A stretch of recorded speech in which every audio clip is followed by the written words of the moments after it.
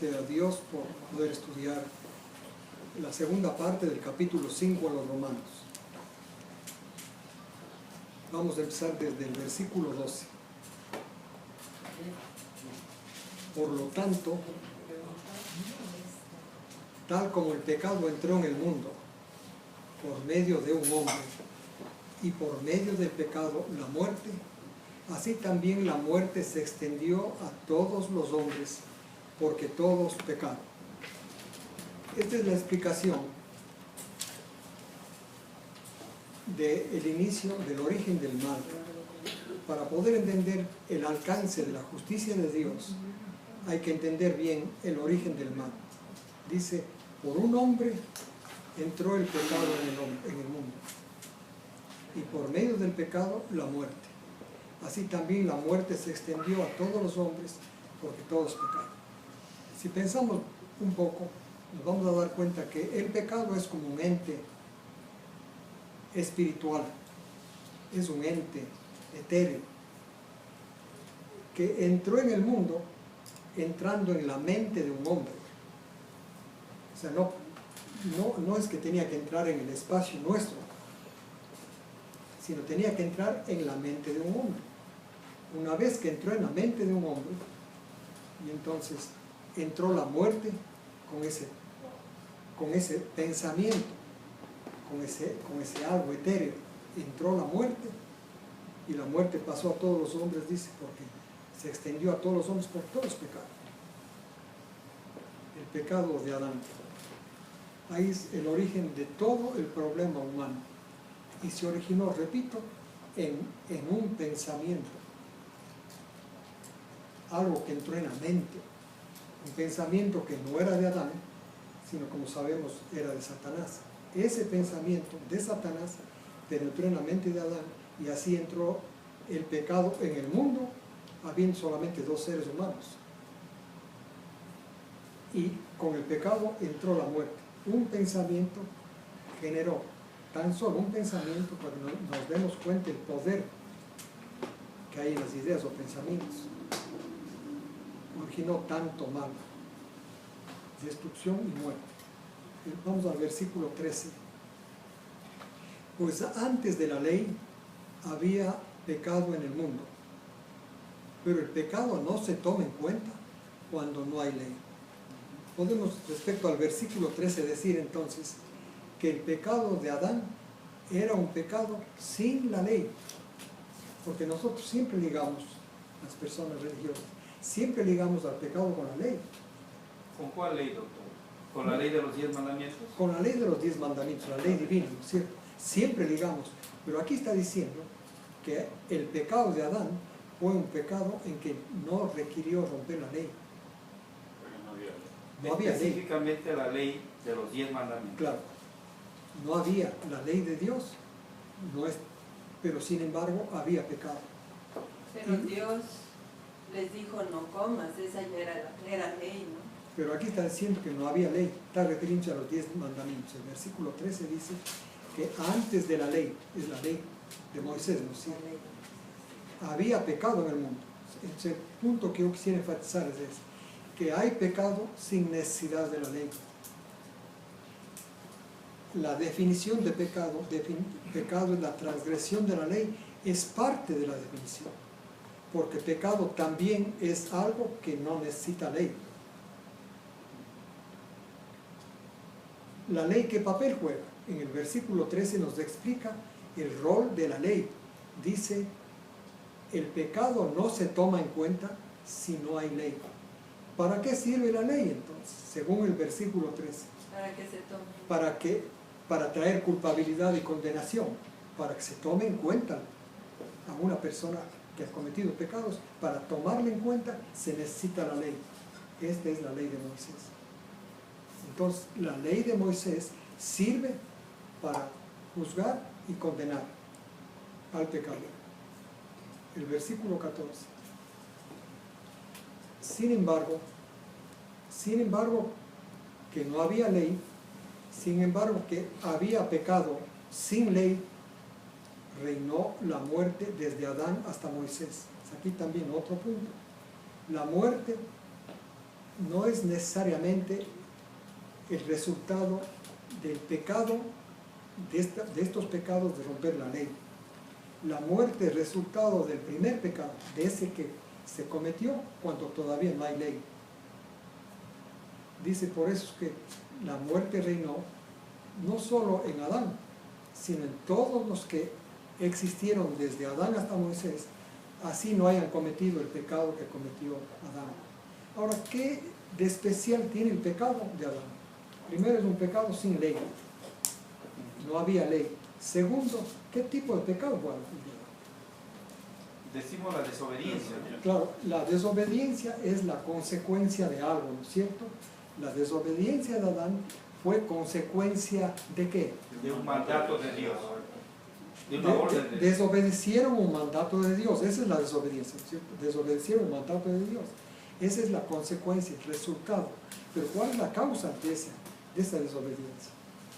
Recuerden que Satanás le tentó a Eva que si es que come, va a ser como Dios. Entonces, habían dos propuestas: no comer y vivir, o comer y ser como Dios. La una propuesta fue la que dio Dios, pero Adán y Eva, ¿cuál escogieron de estas dos? La que dio Satanás.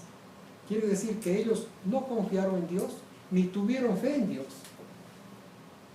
Por esto que este pecado de Adán es un pecado sin la ley, es el pecado de la fe.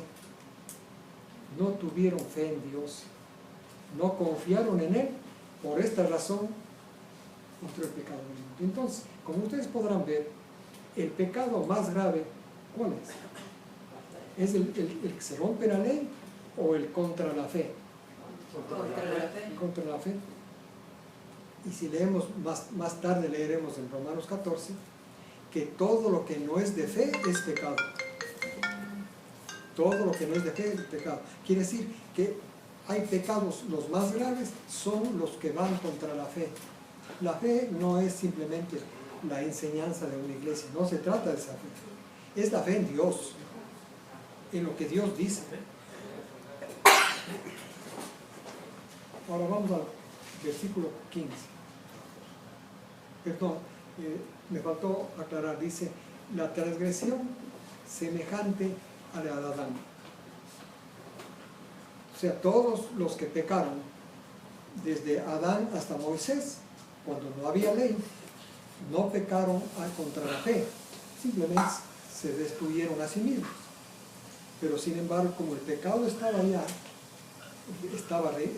ahí, el pecado contra la fe, por eso la muerte reinó en todos ellos y por eso todos murieron. Adán dice el versículo 14 al fin, que es una figura o un símbolo de Cristo. ¿En qué sentido es Adán símbolo o figura de Cristo? Que ambos son representantes de la raza humana. Adán es representante de la raza humana condenada, de la raza humana que debe morir. Y Jesús es representante de la raza humana salvada, de la raza humana que vivirá eternamente. Ambos son representantes, esto es importante entender. Así como un acto de Adán abarcó a toda la humanidad, así también un acto de Jesús abarca a toda la humanidad. Esto es importante tener presente para apreciar cómo es la salvación. El versículo 15 dice entonces,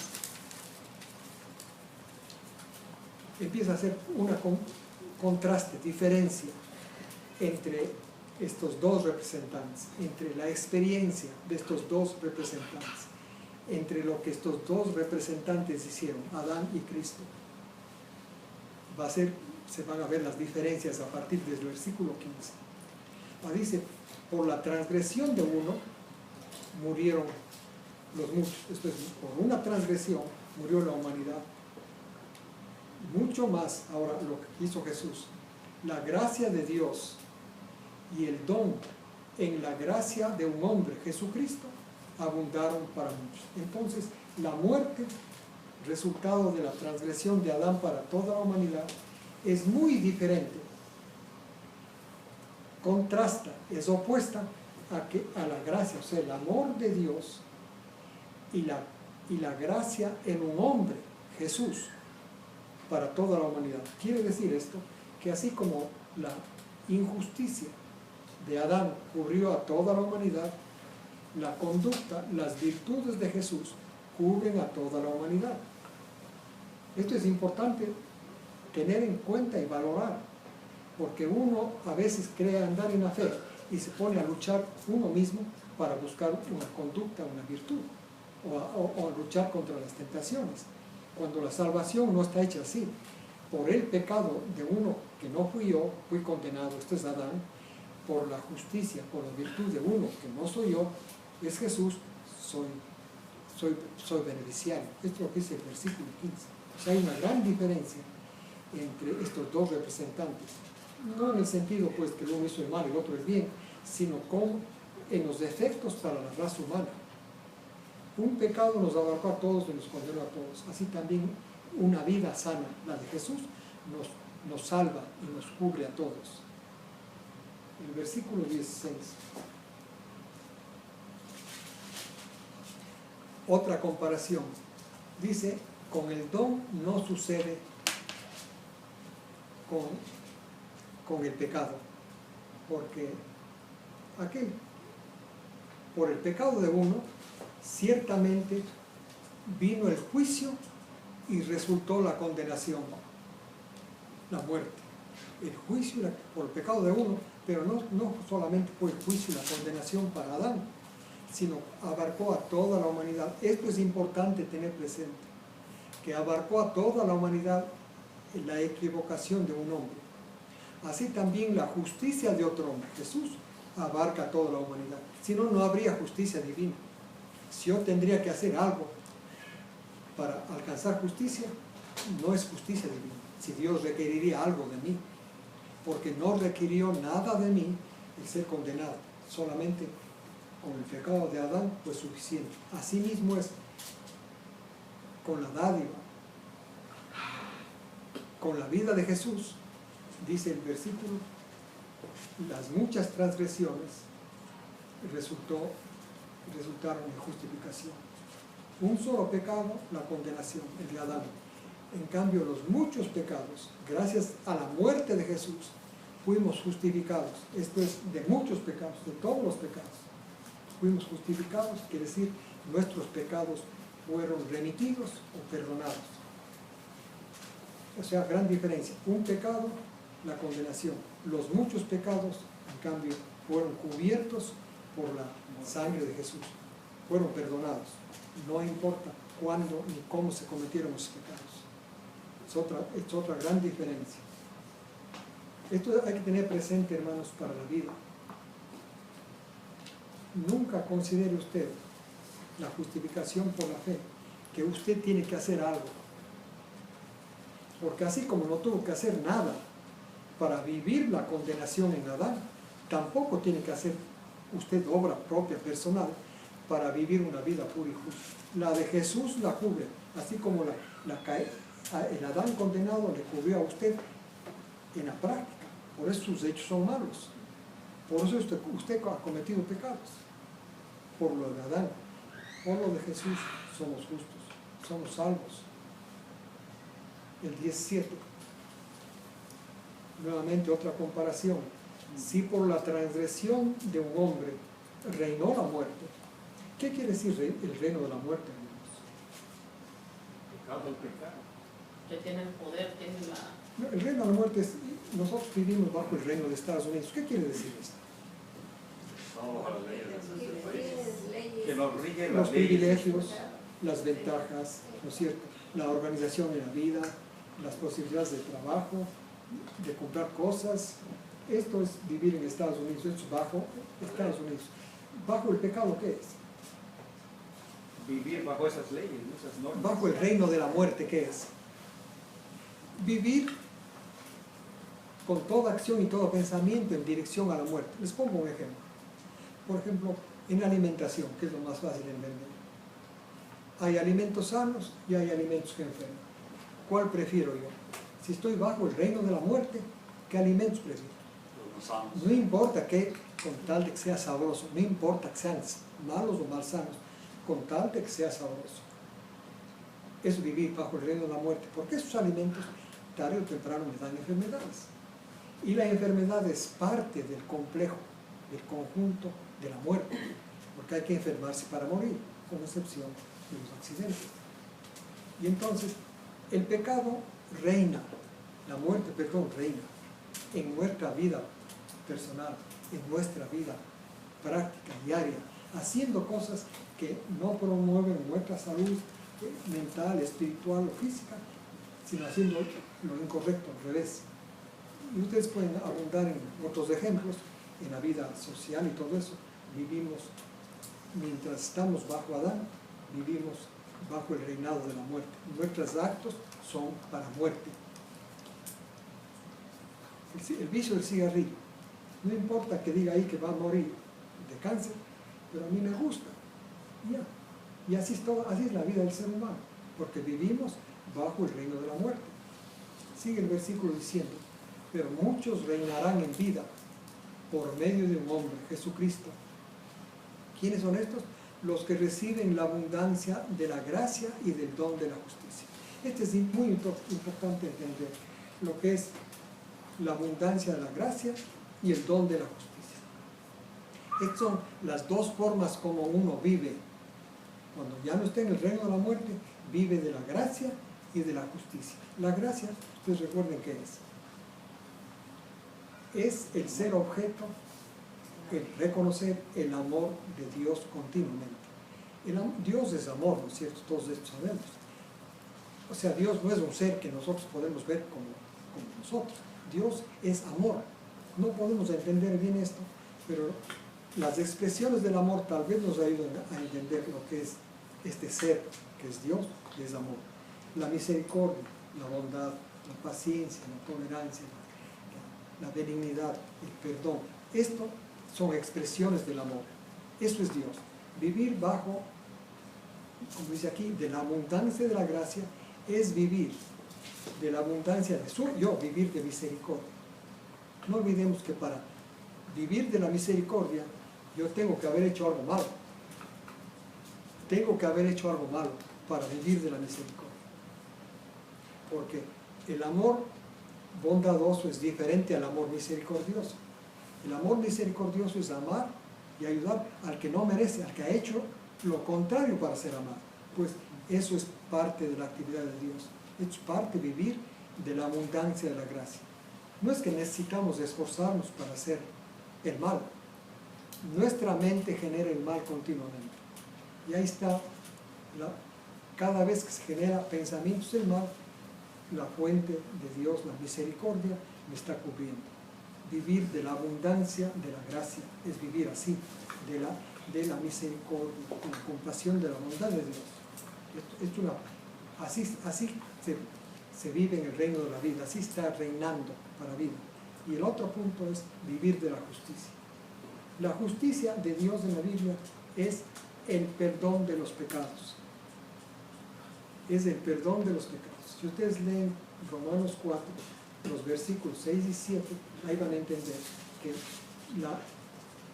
la justicia de Dios es perdonar, remitir los pecados de los hombres. En esta forma, Dios hace su justicia. Entonces vivir, en otras palabras, reinar ahora en la vida. Porque a veces estamos reinando en la vida y no sabemos. Creemos que Satanás está reinando. No, Satanás reina en la muerte. En la vida no. En la vida reina Dios. Dios es amor. Reina haciéndonos conscientes continuamente, o siendo conscientes de que vivimos de la misericordia, de la bondad de Dios y del perdón continuo de Dios. Que Dios puso estos pensamientos, esos pecados, ¿no es cierto?, en Jesús, según Isaías 53:6, y los cargó en su cuerpo, como leemos en 1 de Pedro 2:24. Así es que vivir, y los que tienen fe ya tienen que aprender a vivir de la gracia, reinar en la gracia. Ahora, ¿cómo? Mediante siendo conscientes del amor continuo de Dios y siendo conscientes y recordar que mis pecados todos fueron remitidos. especialmente el pensamiento que acaba de venir a mi mente. Así reinamos en la vida, el 17. El 18. Así pues, como por una transgresión resultó la condenación de todos los hombres, así también por un acto de justicia resultó la justificación de vida para todos los hombres. Otra vez, esto es importante. Generalmente los que empiezan a caminar en la fe creen que tienen que hacer algo. Yo pregunto, ¿tuvieron que hacer algo para entrar bajo el poder del mal cuando nacieron? No. O simplemente, espontáneamente. Así es lo de Jesús, hermanos. El rato que entran en la fe, esto es, cuando la historia de Jesús retienen en su mente y responden a esa historia, entonces ustedes fueron justificados. Repito, la justificación que habla aquí es que nuestros pecados, la aceptación que nuestros pecados fueron remitidos en el cuerpo de Jesús a la cruz. Jesús pagó ya el castigo, por eso Él murió. La justicia, esta es la justicia que Dios nos ofrece. No creamos que la salvación de Dios nos puso difícil. No nos puso difícil la condenación, hermanos. ¿Por qué va a ponernos difícil la salvación? Repito, reitero, ninguno de nosotros tuvo que esforzarse para empezar a practicar el mal que recibimos de Adán. Simplemente desde que nacimos empezó naturalmente, espontáneamente empezamos a hacer el mal. Así es la justicia, hermanos. Así es la justificación de Dios. Empezamos espontáneamente a recordar las dos cosas: que Dios derrama continuamente su misericordia y que de todos nuestros pecados fuimos perdonados. Y entonces, ¿la ley para qué sirve? Antes leímos en el versículo 13 que la ley sirve para poder acusarle a una persona que ha caído. La ley sirve para acusar. O sea, aquí dice el 20. ¿Para qué se introdujo la ley? ¿No es cierto? Dice, la ley se introdujo para que abunde la transgresión. Porque cuando abunda la transgresión, sobreabunda la gracia. Eso es lo que traté de explicar hace un momento. No es lo mismo amar a un ser justo que a un criminal. El amor a un ser justo puede ser bondad, algo como eso, ¿no es cierto? Pero el amor a un criminal siempre se llama misericordia. Por eso es que se necesita la ley para que el pecado sobreabunde, a fin de que el amor de Dios, la misericordia de Dios, sea derramada más abundantemente en mí. Entonces, es la vida en el reino de la gracia. La tentación, o sea, los pensamientos que espontáneamente se generan y siendo contrarrestados por el amor misericordioso continuo de Dios en la mente. Esta es la relación de Dios con el hombre cuando estamos viviendo el reino de la gracia. El 21. Para que así como el pecado reinó en la muerte, así también la gracia reine por medio de la justicia para vida eterna, mediante Jesús nuestro Señor. Los seres humanos nacemos en el reino de la muerte. Como les expliqué hace un momento, todo lo que hacemos es para enfermarnos y morir. Enfermarnos físicamente, enfermarnos espiritualmente y enfermarnos psicológicamente. Pero gracias a la fe, cuando usted presta atención a la historia de Jesús y responde a esa historia, usted pasó del reino de la muerte al reino de la vida y empieza y ahí ya no. Usted ya no es un siervo del pecado. Toda acción que hace es para enfermarse física o espiritualmente. Sino ya toda acción es para reconocer el amor de Dios misericordioso, bondadoso en usted y a través de usted ese mismo amor a otras personas, a los que los rodean. Este es entonces, hermanos, en resumen, el capítulo 15, la vida de una persona que ha sido justificada. Esto es la vida de una persona que ha entrado en la vida de la fe. ¿Tienen alguna pregunta? 5. Es el capítulo 5. Es el capítulo 5 el que acabo de analizar. Bueno, les agradezco mucho. Si no tienen preguntas, Yo quisiera que aclarara un poco. en voz alta. Sí. Quisiera que aclarara un poco esto de la vida en la gracia, Y como, o sea, nuestra actitud, ok, ya la aceptamos, pero ahora vivir. ¿En dónde empieza la vida? Vamos a encontrar porque hay dos formas de vida, ¿no es cierto? Los seres humanos nacemos bajo una vida bajo el reino del pecado. Se llama el reino de la muerte. Ahí nuestra vida, tenemos acá la semilla que le damos de Adán. Esto que la Iglesia Católica llama el pecado original, tenemos aquí. Entonces de aquí sale el principio de muerte. Jesús enseñó varias veces que de aquí sale el mal y la muerte, de aquí, en forma de pensamientos que se forman hábitos. Estos pensamientos en edad pequeña, digamos cuando uno recién nacido, se puede observar en las criaturas, que son imponentes, son rebeldes, quieren imponer su voluntad en la mamá, generalmente la mamá le obedece, en el papá a base de gritos. Comen, le gusta lactar más de lo que necesita, por eso luego después vomita y le da cólicos enfermos, porque está bajo el reino de la muerte, está viviendo bajo el reino de la muerte. O sea, son hábitos, primero, que dañan su cuerpo, después, a medida que vamos criando, son hábitos mentales, de pensamientos que cultivamos, de relaciones que cultivamos, todos para muerte. Y eso es el vivir bajo el reino de la muerte. Y la otra opción que tenemos es, gracias a la fe en Jesús, empezamos a vivir en el reino de la vida. Ahí, en cambio, sigue funcionando, por supuesto, la semilla del mal, produciendo el mal. Pero en vez de llevarnos a cometer actos que nos enfermen, sea espiritualmente, psicológicamente, físicamente, recordamos, el Espíritu Santo nos recuerda el amor de Dios, la misericordia y la compasión que Dios me tiene a mí personalmente.